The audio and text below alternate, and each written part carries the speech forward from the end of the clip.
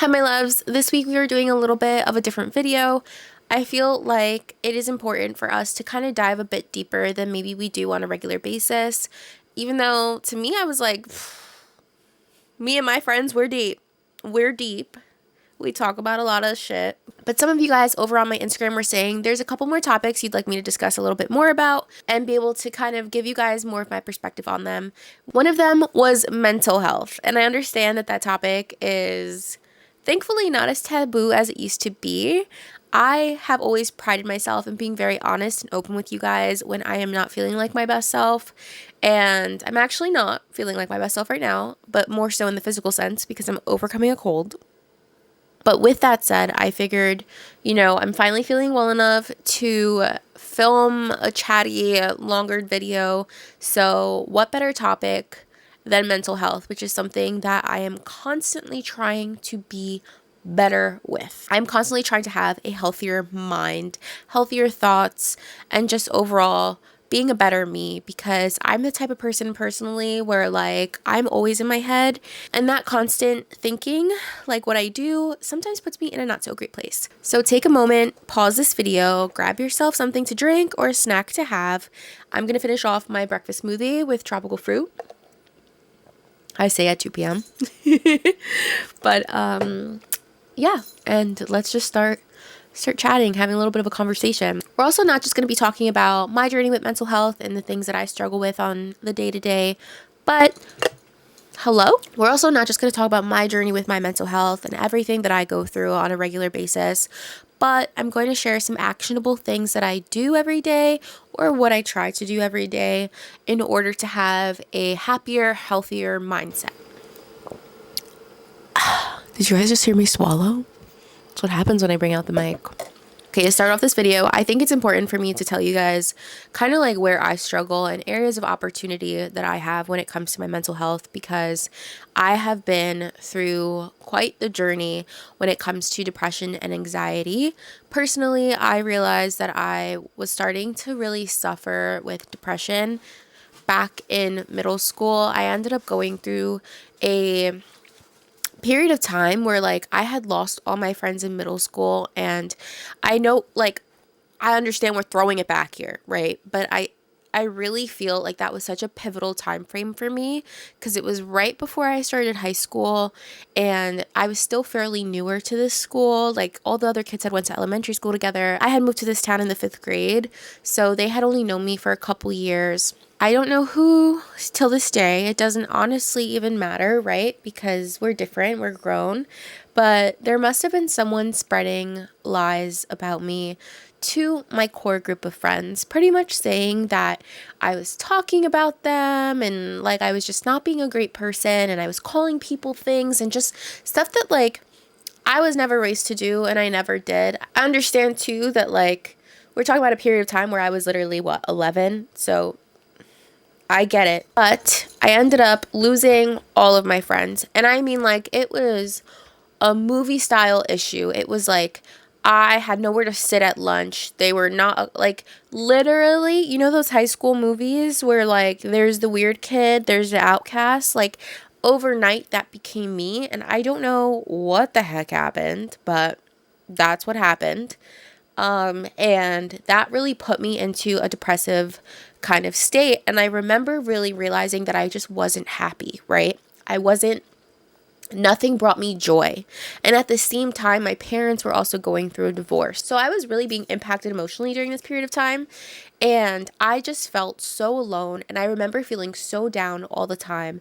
And it's interesting because, full transparency, I was raised, I'm sure, not in the worst household, okay? But I also wasn't raised in a household where I felt like I could openly talk about how I was feeling or talk about the things that I was going through, because I just always felt like my mom would judge me for it, or she wouldn't agree, or she can get angry and she can gaslight, and it happens, right? She's not, and that's her story, and there's reasons that she's like that. But that is what I felt my experience was as a child.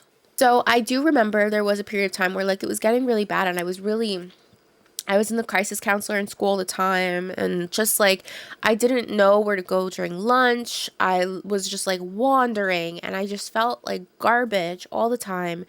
And I remember telling my mom, I think I have depression, and I think I'm depressed, which is crazy because as an 11-year-old or 12-year-old, being able to identify those feelings, those are big feelings, right? And like on top of that, like where did I ever, like, I've always been so emotionally intelligent in that way and so in tune with my feelings that like I really, as an adult, am impressed that I was able to identify that and say that out loud.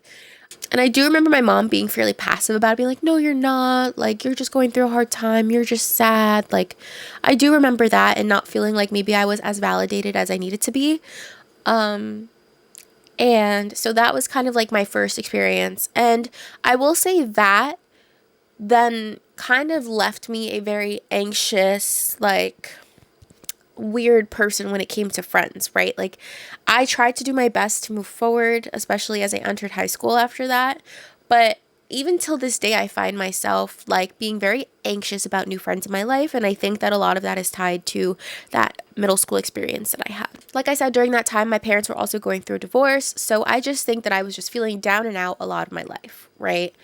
And that started to manifest into anxiety and things like that. I have mentioned before that in high school, I did get into a very toxic and emotionally abusive relationship. It has been something I've been very open about and I've talked about a lot. And the reason I talk about it so much is because I think it's important to normalize this experience and to be able to talk about what you went through and the signs and your experience with it and all that stuff is something that one day someone might need to see to realize that they're in something awful, because I didn't have that.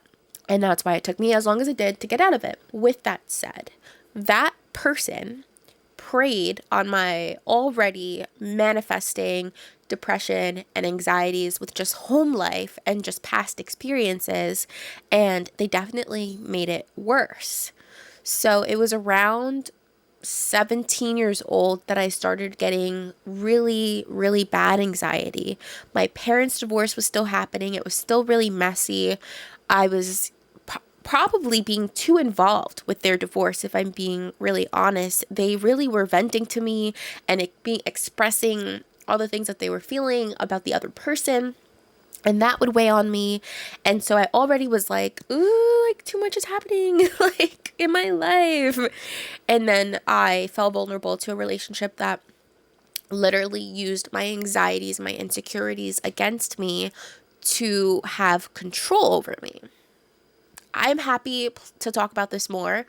If you guys are ever wanting a video of just kind of like the signs and my experience in a relationship like that, but that is not this video. This video is to talk about my mental health journey. 17 years old, I was experiencing panic attacks. I wasn't doing well in school. I was sleeping all the time. I knew I was in an unhealthy relationship, but you know, I had, I guess at that point, an anxious attachment style. I was just like needing some sort of attachment to something because it felt like my other life was just crumbling in a way. And I was at one point, my mom did commit me to a mental institution. I only stood overnight, but during that stay was when they did diagnose me with anxiety and generalized depression. And it was in that moment, or in that 24 hours that I was there, a little over whatever it was, that I promised myself that like I was going to get control of my emotions and how I felt. And like I was never going back there, and like I literally needed to take control of my mind. I couldn't fully release all of the things that brought me anxiety and stuff like that until I was 24. That was, I'm talking like 2020. Like that, being locked in our houses and in quarantine and all that stuff really gave me time to change my lifestyle, change my mental, and change how I approached life. So in 2020, I found the courage to leave my ex. I found courage in myself to start social media. I was really working on my confidence. I was doing things that made me feel good and sharing that. And that's how I ended up in this career, which I am forever grateful for, being able to just be myself. And this is my job. My job is to be me. Like, how freaking cool. Even with those like moments of growth and knowledge, and that's when I started finding spirituality and trusting the universe and listening to the universe's signs and all this stuff. Obviously things don't change overnight. And so over the past years, if we look at 2020 moving forward, I have gotten into a really healthy relationship. I'm married. He's great. I can talk to him about anything. And the reason I'm mentioning that is because I think the first thing I did was like make sure I was surrounded by people that were healthy for me. And Sean's a very easy example of someone who's very healthy for me and contributes really nicely to my life. But I mean that even like with friends. I have lost a lot of friends over time as I've found comfort within myself and confidence within myself. Even as recently as last year. Part of growth and part of a healthy mindset is knowing who is contributing to the healthy mindset you have and who is maybe contributing to when you don't feel great. Like, and that is like the first actionable thing that I can tell you really changed my mental health, is just like who you surround yourself by. And I know sometimes that's not easy.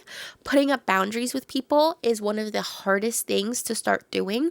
But when you do it, you really don't ever regret it. You know, I learned boundaries with my family. I know how much being around my family affects me. I'm a very empathetic person. I've learned to be able to be empathetic and have empathy for others, but also know what lines to draw to make sure that I'm not emotionally affected by others, like stuff that they have to deal with, because that's not me. And I think that was a big thing that was contributing to my anxiety that I was feeling, was that I always felt like I had to be better to hopefully inspire others to be better, or I had to do better so that way I was not triggering other people. And I realized like, no, I just didn't need those people in my life. That was hello? That was it. I just didn't need those people in my life, and I'm okay letting go, or I needed less time of those people in my life, and that is fine too, right? So I will say within the past couple years, I have done a lot of work specifically with my anxiety. I'm very fortunate that I don't think I've entered a very depressive state in a while. I do know what triggers me, and I have learned what triggers me. I get really triggered with things like finances, because that has always been a touchy subject my whole life. I never feel like I'm doing enough. I never feel like I'm making enough money. And I see time and time again that the universe provides for me. And sure, I can want better. I could desire more. But I think I'm learning that that which is for me will always find me. And so maybe the things that I want, that I know I'll have one day, it's just like not time to have them yet. I also struggle a lot with just like my emotions to friends, and just if people make good friends, I always feel like maybe people don't really like me and maybe it's a facade. And I think a lot of that can be attributed to the job that I have, because unfortunately in my industry, there are a lot of ingenuous people. But one thing I do trust is my gut. And I've learned to trust my intuition. And if I normally feel like maybe someone isn't worth getting close to, I listen to that. And not only that, I have to understand that people will always have opinions.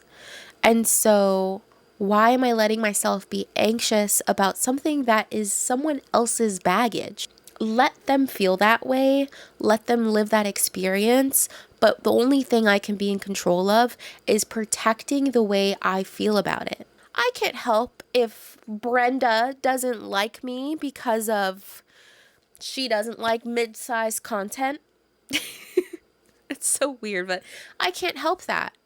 But I can help not caring that Brenda doesn't like mid-sized content and as a result does not like me. So just let people feel what they're feeling. Everyone is going through something, but it is not my job to worry about what they're going through or to make myself feel bad because of something that they're feeling towards me when it has really nothing to do with me. And so I understand I've kind of gone into my mental health journey and just like my experience with it, and I have told you a couple things along the way that I started implementing to like help ease my brain. But as far as like super actionable things that I do and things that I know, like I have seen the results of doing them, is one, go touch grass.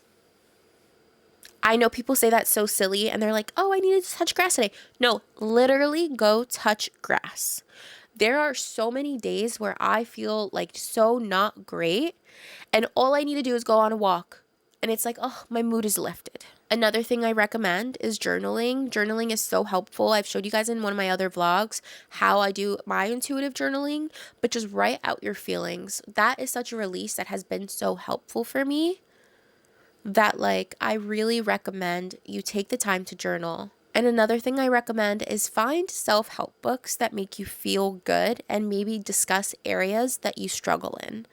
And if you're not a reader, listen to them. I actually have really enjoyed listening to audiobooks that are self-help books, and that is because I find like I can get into ACOTAR, Throne of Glass, I'm in there. Like fiction, I love reading fiction. Like my Kindle, love it.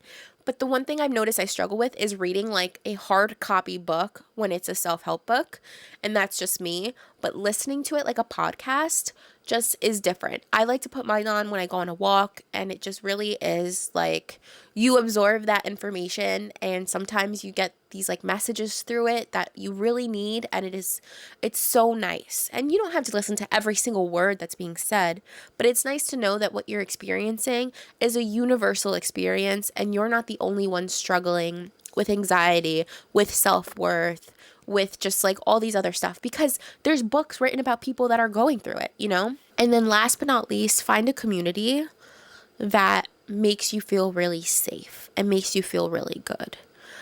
Like I mentioned, I have lost a lot of friends over time as I've grown, as I've healed, as I've worked on my mental health. And that core group that I was left with is such a good group. Like, you want the people you're around to be rejuvenating to you. And I think that, you know, when you notice you're around someone that feels draining, that's important to listen to. You don't want your energy to be drained. You want to be able to have everyone filling each other's energy up. You want to feel so good. And so just like really focus on who you're surrounding yourself with.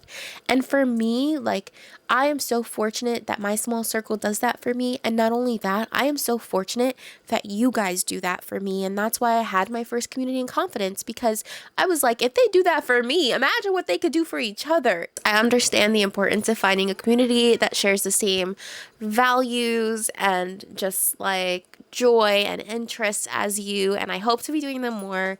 But yes, find yourself a core community that pours into you as much as you are willing to pour into others, and just like that feeds you. I feel like that's so important. Okay, I think that's going to be the end of our video today.